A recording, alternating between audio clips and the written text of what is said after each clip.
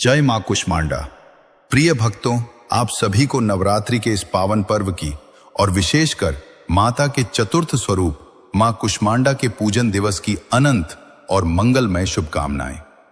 नवरात्रि का ये चौथा दिन हमारी आध्यात्मिक चेतना का वो पड़ाव है जहां हम ब्रह्मांड की आदि शक्ति के उस तेज से साक्षात्कार करते हैं जिनकी मंद मुस्कान ने इस सृष्टि के अंधकार को मिटाकर प्रकाश पुंज भर दिया था।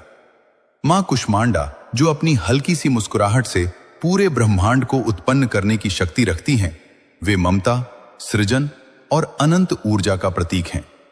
आज की यह कथा केवल एक कहानी नहीं है, बल्कि उन सभी के लिए एक दिव्य संदेश है जो जीवन की आपाधापी में अपनी जरें भूल चुके हैं या जिनके जीवन में अहंकार और लोभ के घने बादल छा गए हैं। विश्वास मानिए, यदि आप इस कथा के एक एक शब्द को अपनी अंतरात्मा से सुनेंगे तो मां कुष्मांडा आपके जीवन के हर अंधकार को अपनी दिव्य मुस्कान से आलोकित कर देंगी। तो चलिए अपने मन को एकाग्र करें, अपनी समस्त चिंताओं को माता के चरणों में छोड़ दें और भक्ति के उस अलौकिक प्रवाह में डूब जाएं जहां सत्य, समर्पण और मां की करुणा का वास है। बहुत प्राचीन समय की बात है जब धरती पर साक्षात देवताओं का वास महसूस किया जाता था। उत्तर भारत के एक शांत कोने में पवित्र सरयू नदी के तट पर एक अत्यंत सुंदर और मनमोहक गांव बसा हुआ था। इस गांव की सुंदरता का वर्णन करना कठिन है। यहां की सुबह जब होती थी तो ऐसा लगता था जैसे सूर्य देव स्वयं अपनी पहली किरण से इस धरा का अभिषेक कर रहे हों। सरयू नदी का वह शीतल और निर्मल जल जो कलकल करता हुआ बहता था, उसे देखकर ऐसा आभास होता था मानो साक्षात परमेश्वर की कृपा की धारा इस गांव के आंगन से होकर गुजर रही हो।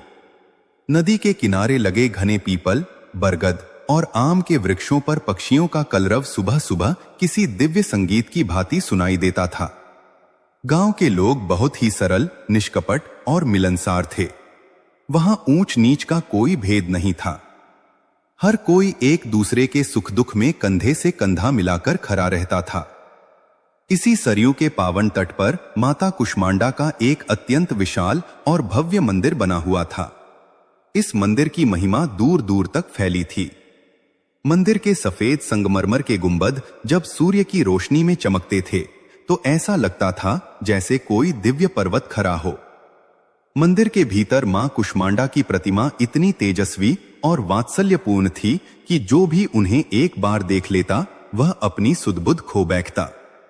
माता की वह मंद मुस्कान भक्तों के हृदय के सारे घावों को भर देती थी। गांव का हर व्यक्ति, चाहे वह बच्चा हो या बूढ़ा, अपने दिन की शुरुआत माता के दर्शन के बिना नहीं करता था। सुबह की आरती के समय जब शंख और घंटों की ध्वनि हवा में गूंजती थी तो पूरा वातावरण भक्तिमय हो जाता था। और जब नवरात्रि का समय आता तब तो इस गांव की छटा देखते ही बनती थी। पूरे मंदिर को फूलों और दीपकों से सजाया जाता था और 9 दिनों तक ऐसा लगता था जैसे स्वर्ग स्वयं धरती पर उतर आया हो। इसी गांव में एक बहुत बड़ा सेठ रहता था जिसका नाम था धनसुखलाल।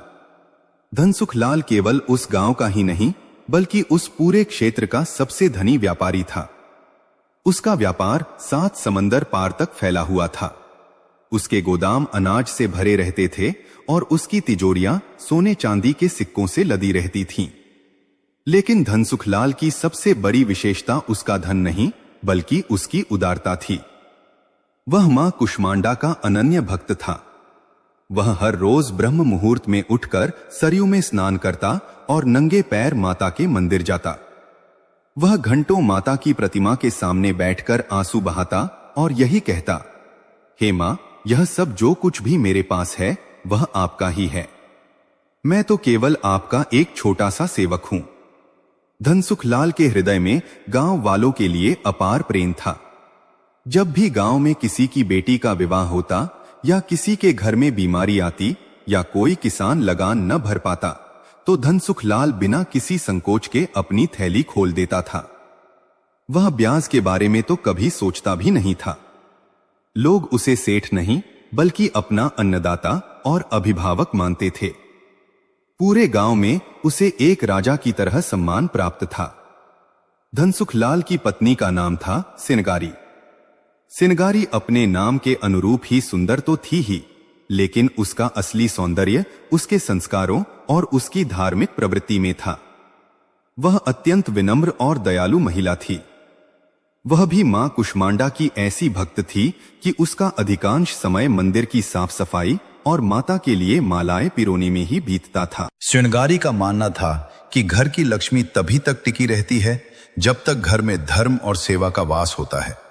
वो हमेशा धनसुखलाल को प्रेरित करती रहती थी कि वे और अधिक दान पुण्य करें। गांव की महिलाएं सिनगारी को साक्षात देवी का रूप मानती थीं। सेठ और सेठानी का जीवन खुशियों से भरा हुआ था। उनकी कीर्ति चारों दिशाओं में फैल रही थी। व्यापार दिन दूना रात चौगुना बढ़ रहा था। लेकिन कहते हैं ना कि वक्त हमेशा एक जैसा नहीं रहता। समय का चक्र जब घूमता है तो अच्छे अच्छों की मति फिर जाती है। जैसे जैसे धनसुखलाल का वैभव बढ़ता गया, वैसे वैसे उसके मन के किसी कोने में एक सूक्ष्म सा अहंकार जन्म लेने लगा।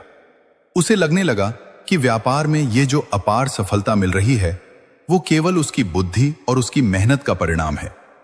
धीरे धीरे धनसुखलाल के व्यवहार में बदलाव आने लगा। वो जो सेठ कभी मंदिर की सीढ़ियों पर बैठकर साधारण ग्रामीणों से बातें करता था, अब वो ऊंचे आसनों पर बैठने लगा। उसके पास अब समय की कमी होने लगी। जो हाथ पहले दान देने के लिए हमेशा खुले रहते थे, अब वे धीरे धीरे मुड़ने लगे। लोभ की एक ऐसी परत उसके हृदय पर चढ़ने लगी जिसने मां कुष्मांडा के प्रति उसकी भक्ति को भी धुंधला कर दिया। सिनगारी ने यह बदलाव महसूस किया। उसने देखा कि अब धनसुखलाल सुबह मंदिर जाने के बजाय अपने मुनीमों के साथ व्यापार की गणना में व्यस्त रहने लगे हैं। उनके स्वर में अब वह विनम्रता नहीं रही, बल्कि एक अधिकार और घमंड की गूंज सुनाई देने लगी है। सिनगारी का मन अशांत रहने लगा। उसे आभास होने लगा था कि यह आने वाले किसी बड़े तूफान की आहट है। वह रात रात भर मां कुष्मांडा के सामने दिया जलाकर प्रार्थना करती, हे मां, मेरे पति को इस माया जाल से बचा लीजिए, उनके भीतर का वह भक्त वापस ले आइए। लेकिन धनसुखलाल तो अब सत्ता और संपत्ति के नशे में चूर था। उसे क्या पता था कि जिस मां की मुस्कान ने उसे यह सब दिया है